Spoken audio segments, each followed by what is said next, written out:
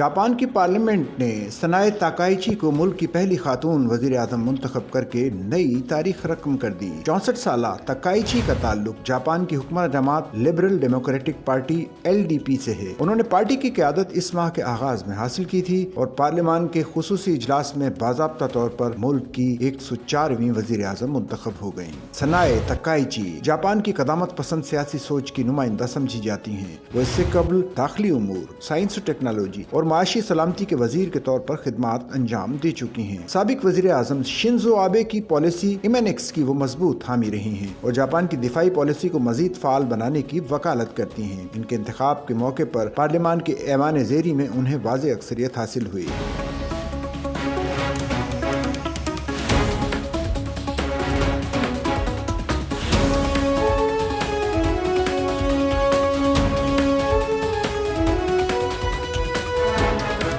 جبکہ اپوزیشن جماعتوں نے بھی ان کی کامیابی کو جاپان میں خواتین کے لیے ایک بڑی علامتی کامیابی قرار دیا۔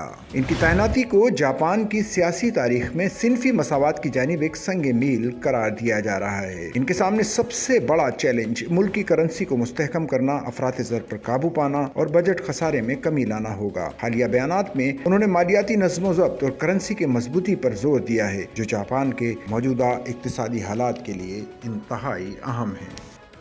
سچل نیوز نیٹ ورک کی ویڈیوز میں خوش آمدید۔ ناظرین، ویڈیو سے متعلق اپنی قیمتی رائے کا اظہار کمنٹ باکس میں ضرور کریں اور چینل کو سبسکرائب کریں۔